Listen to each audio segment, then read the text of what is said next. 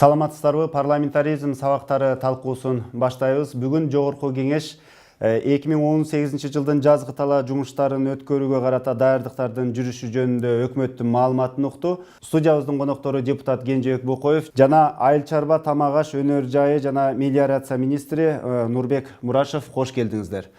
Адегенде айтсаңыз, Жогорку Кеңеште ошол өкмөттүн жазгы талаа жумуштары боюнча даярдык боюнча маалымат берүүсү эмнеси менен маанилүү?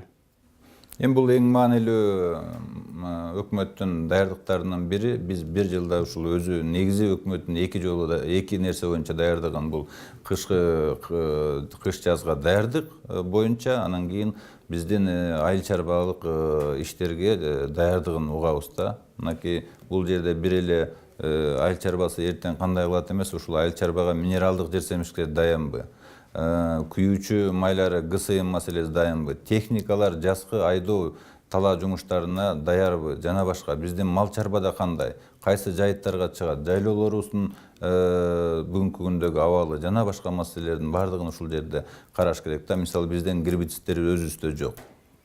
Ушул нерселердин баары алып келингенби, кайсыл аптекалар аркылуу, баалары кандай, алыскы райондорго жеткен ушул маселе жана башка маселелерди карашыбыз керек да. Комбайндардын жетиштүүлүгү, техниканын бүгүнкү күндөгү абалы кандай. Мына ушулардын баардыгы бүгүнкү маалыматта айтылат. Мына көпчүлүк учурда депутаттар сиздер региондорго барып, ошо шайлоочулар менен, фермер дыйкандар менен жолугасыздар да.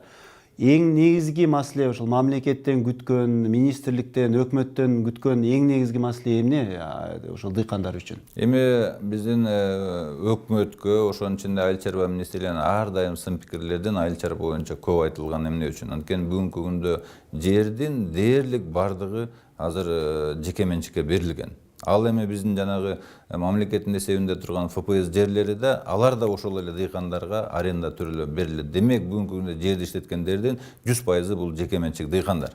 Алардын талабы бир эле: жакшы үрөң керек, астыңкы жакшы урожай ала турган. Экинчиси, минералдык жерсемиштердин жетиштүүлүгү жана баасынын жүйөлүү болушу. Үчүнчү, лизингке техника алабы, же болбосо техникага күйүүчү майлардын жетиштүүлүгү болуш керек да.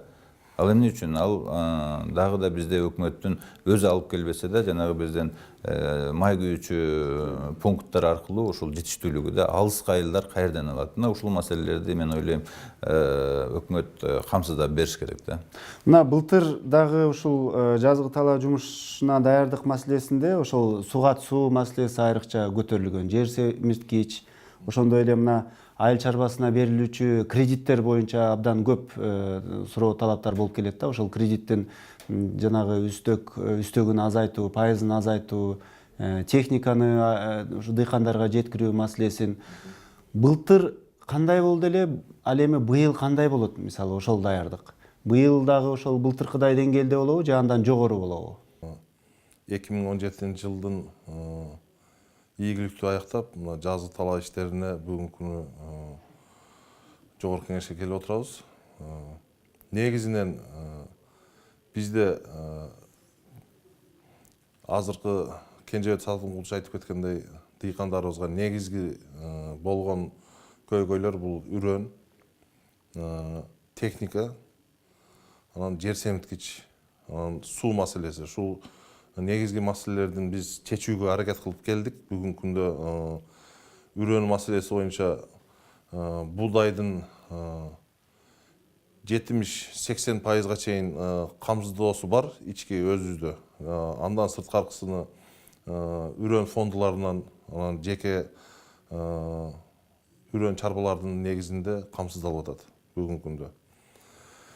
Ал эми жер семирткич боюнча биз Өзбекстан менен макулдашууларга коюлган. Макулдашуулардын кол коюлган негизинде бүгүнкү күндө ишкерлер кеңири Кыргызстанга өзүбүздүн мамлекетибиздин ичинде сатууга шарт түзүп, бүгүнкү күндө 210 миң тонна минералдык азот керек болсо, азот жер семирткич. Анын бүгүнкү күндө 35-40% келип Кыргызстандын складтарында, базаларында сатылып атат.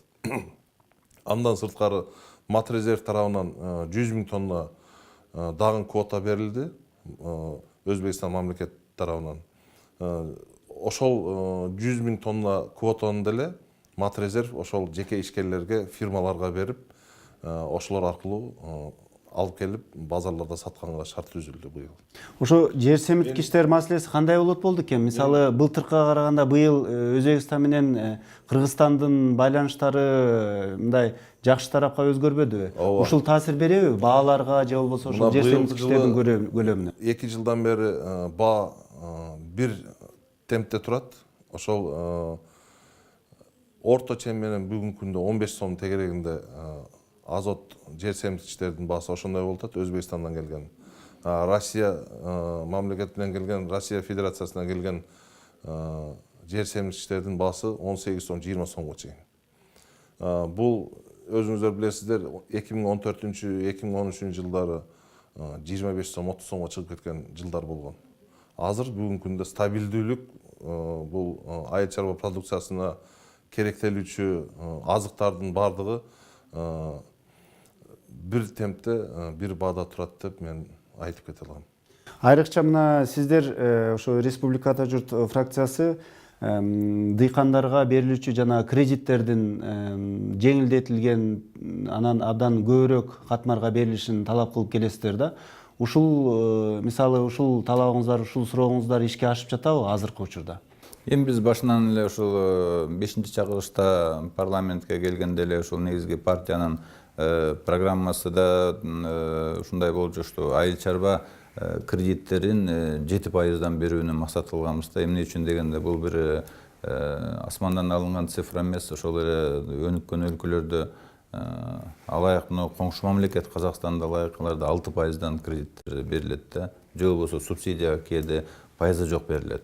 Ошондуктан биз андай бере албасак да, бирок эң ушу мындай бизде льготный деп эсептелген айыл чарба кредиттер 7%дан ашпасын дегенде, андан төмөн кылганга аракет кылыш керек, бирок жогорку чеги 7%дан ашпа. Мына ошол мен ойлойм, азыркы биздин өкмөт тарабынан берилип аткан коммерциялык банктар аркылуу берилип аткан аз пайыздагы биздин кредиттер 10%дан берилип атат, кайра иштетүүгө 6%га чейин түшүрдү. Мен ойлойм, ошолордун уландысы да биздин программалардан башынан келе аткан ишке ашканы деп ойлойм да. Бирок албетте сумма, өкмөт бөлүп аткан сумма бардык дыйкандарга жетпей жатат. Ал жагынан аракет кылыш керек. Мына депутат катары фракциядан биз былтырлары да ар дайым сунуш көтөрүп келе атабыз. Ушул кыргыз-орус өнүктүрүү фондунан берилип аткан акча каражаттары бүгүн колдонулбай туруп атпайбы? Мынакей 250 миллионго жакыны гана сарпталды, калганы туруп атат, аларман жок. Биз айттык эле, ошонун бер жагы дегенде бир 15 миллиард сом, это бир 200 миллион доллардын тегерегинде ушул айыл банк менен РСК биздин мамлекеттик банктар аркылуу жалаң айыл чарбага жумшалыш керек да. Дыйкандарга бир гана эле ири жана миллион доллар ала турган кредиттер эмес, андан аз суммаларга бөлүнүп туруп дыйкандарга жетиш керек да. Алардын алган убактысында мөөнөтүн да узартыш керек да. 2 жыл, 1,5 жыл эмес, ушу 5 жылга чейин мөөнөтүн жогорулатыш керек, узартыш керек да. Анткени айыл чарба өзү эң рентабельный мындай бизнеске кирбейт да. Мына Евразия экономикалык кызматташтык уюмуна кирип атканда, чынында эле айыл чарбада иштеген, айыл чарба тармагында иштегендер, дыйкан фермерлердин кирешеси кыйла жогорулайт деген үмүт болгон да. Ал эми мына 2 жылдан бери дагы деле ошол көп нерсени күтүп атабыз. Ушундай шартта, мисалы, ошол эле банктар, өкмөт ошол айыл чарбасына ишенимдүү түрдө ошол кредит жагынан жана жеңилдетилген кредит жагынан чоң акча финансы салышы ыктымалбы, мүмкүнбү? Ошол мындай бир өзүн өзү актайт деп ойлойсуздарбы? Эми мына биз күткөнбүз, ЭСке кирип атканда эң жакшы тармактардын бири пайда боло турган бул айыл чарба тармагына болот деген. Эмнеге дегенде кеңири тоскоолдуксуз айыл чарба продукциясын биз Казакстан, Россияга чыгарабыз деген ошол убакта өкмөт башчылардан убада болгон да. Мисалы, кийин киргенден кийин көрдүк, андай болгон жок да. Тескерисинче кээ бир продукциялар, мисалы ошол эле эт, зүт багытындагы продукциялар биздики чыкпай, ал эми ошол эле Белоруссия, Россия, Белоруссиядан баштап биздин базарыбызга алардын продукциясы келип калган күндөр болду да. Эмне үчүн? Анткени биздин даярдыгыбыз жок эле. Биздин малдарды алар яш жана башкалар менен ооруйт деп туруп киргизбейт да, а өзлөрүнүкүн болсо бизге киргизип, ошондо биз тескерисинче эффект алып калган күндөр да болду да. Бирок эми албетте дагы деле биз айтып атабыз, жок келечекте биз ушу лабораторияларыбызды бүтүрсөк, баарын оңдоп алсак, анан чыгабыз, ана мына деп туруп биздин дыйкан фермерлерди эртең менен деп биз багып келатабыз. Эми мына дыйкандарга жанагы суу менен, кредит менен, техника менен, жер семирткич менен камсыз кылуудан башка дагы, мисалы бул жылы мындай өсүмдүктү же культураны өстүрсөңүздөр ошо кирешелүү болот деп мындай кепилдик да бере аласыздарбы? Сиздерде мисалы ушул жылдагы дүйнөлүк рыноктун мындай прогнозу барбы? Азыр сөзүмдүн башында айтып кетейин, негизинен Кенжебек Сатымкулович айткан маселе боюнча бүгүнкү күндө 2017 жылкы жыйынтык менен 11 айдын жыйынтыгы менен 2016-ны ушул мезгилине чейинки салыштырылганда өсүү темпи экспорт боюнча 29% болду. 29% өстү. Ошол кайсы продуктылар көбүрөөк экспорттолуп атат? Айыл чарба тармагында. Негизинен кайра иштетүү боюнча ошол эле консервация менен сүт секторундагы молочный азыктар экспорт болгон. Андан сырткары мына жашылча мөмө жемиштер жакшы. Мына төө бурчактын, пактанын баалары жакшы болгондуктан ошонун бардыгынын өсүү темпи көрсөткүчтөрү жакшы болду да. Айыл чарба министрлиги чынында эле бул тармакта өсүү өткөн жылы абдан жогору болгонун мына 1,5 жылдан бери 29% деп айттыңыз азыр эле. Бул абдан эле жогору мындай өсүү темпи болгонун айтып атат. Бирок ошого карабастан, мисалы буга чейинки жанагы фракция комитет жыйындарында көпчүлүк учурда ушул бул айыл чарба министрлигинин деле иши эмес, бул фермер дыйкандар өздөрү баягы ошол баягы көлөмгө ошол өсүүгө жетип атат. Айыл чарба министрлиги мындай өзүнүн берген тапшырмасын толук аткара албай атат деген сын пикирлерди да айтып жиберишти да, анын себеби эмнеде болду? Эми айтмак турмак айтып эле кетти. Азыр эле чыгып алып туруп эле биз фермерлерге, мисалы мал менен алектенген фермерлерге жолуксак эле айтат да, барып алып турсарап, мына өкмөт, айыл чарба министри сага эмне кылды десе, ал айтат, эч нерсе кылган жок дейт. Мен сарайды өзүм сатып алгам, жерди үлүшкө алгам, малды базардан сатып алдым. Анан кийин сатаарда болсо, бир да айыл өкмөттөн баштап кыргыз өкмөтүнө чейин мага жардам бере албайт.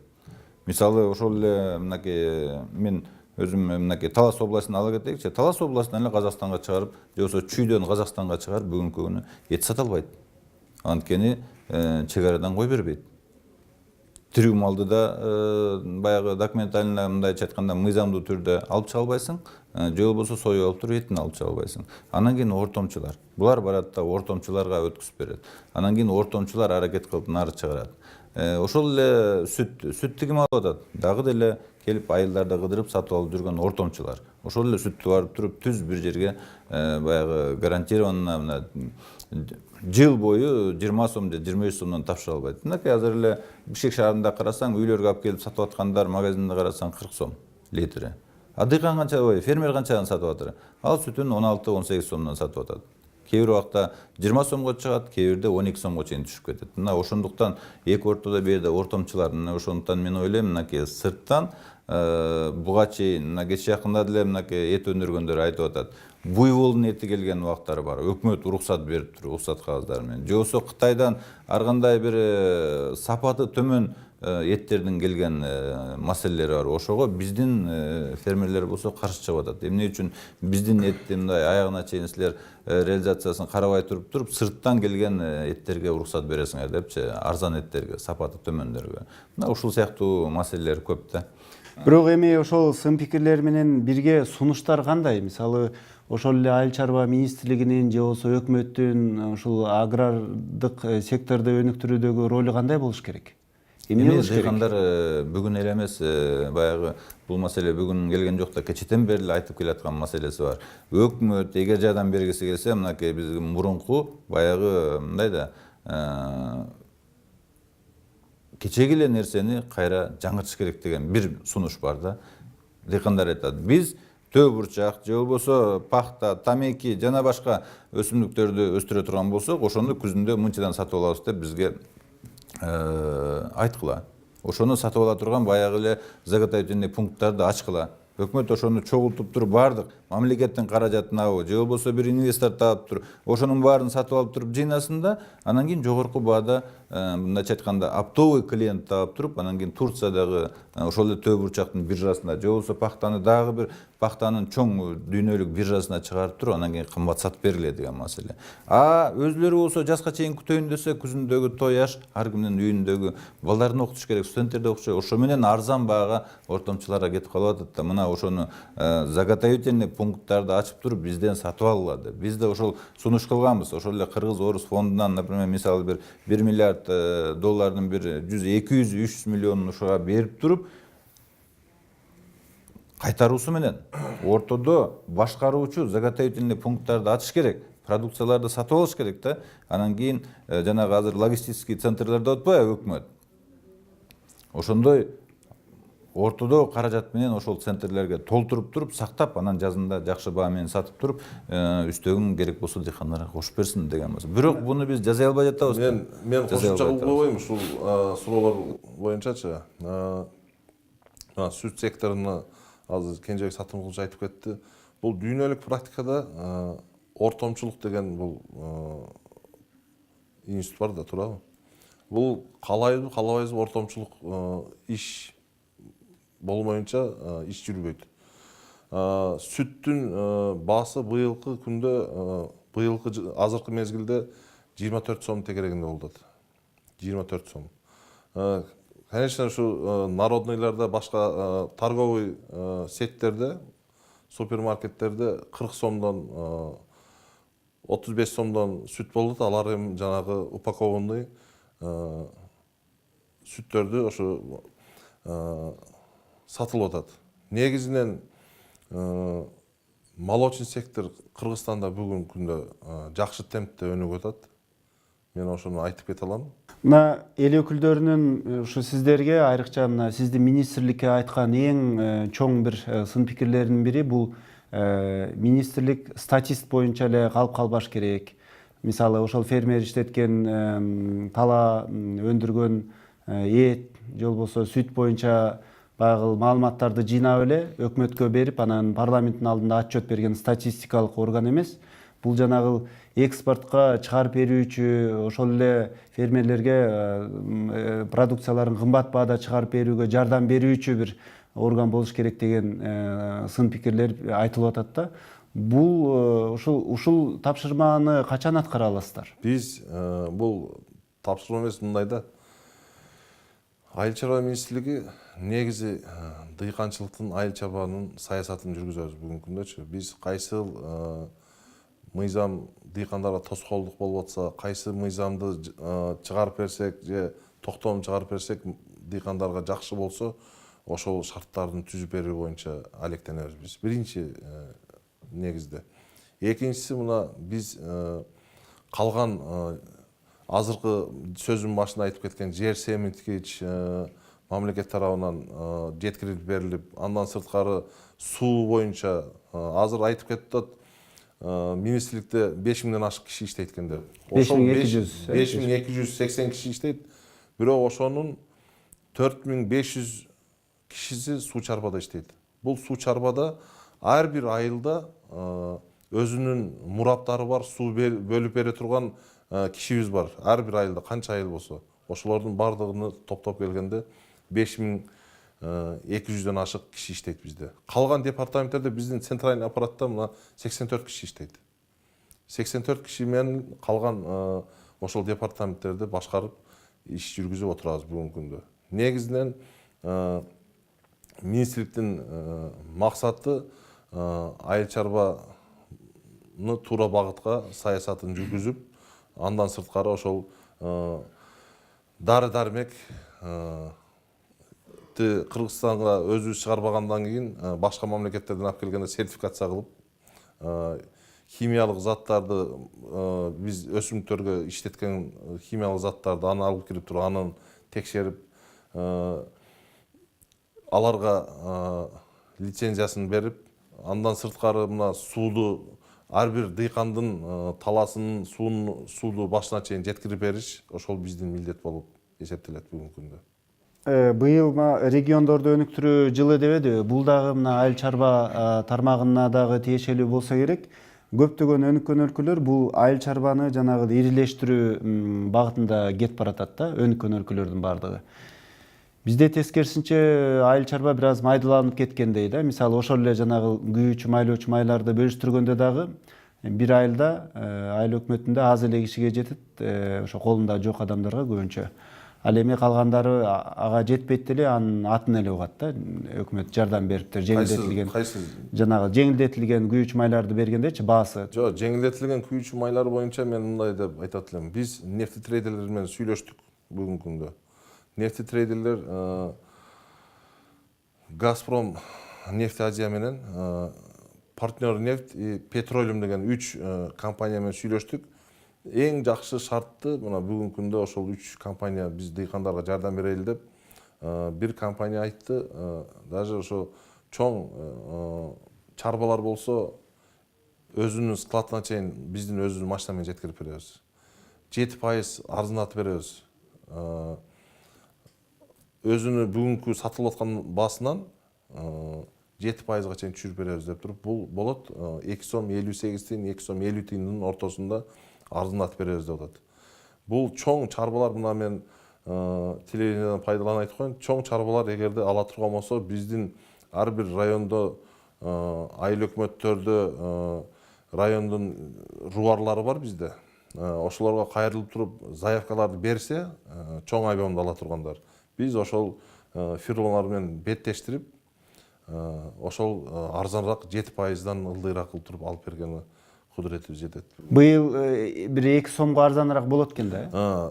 Базаларда арзан болот. Заправкаларда 40 тыйынга чейин биз арзанатып беребиз деп сөз беришти алар. Нефтетрейдерлер ассоциациясы менен кол коюштук ошо. Бирок эми ошого карабастан жанагы ошол айыл чарба тармагында иштегендерди, айыл чарбасын мындай бир ирилештирүү процесси качан башталат деп ойлойсуз? Себеби дегенде эгер мындай бир майдаланбай ири кооперативдер түзүлүп, же болбосо ошол жерлерди бир колунда бар, техникасы бар адамдар, фермерлер иштете баштаса, жыйынтык мындай көбүрөөк болор беле деген пикирлер бар да.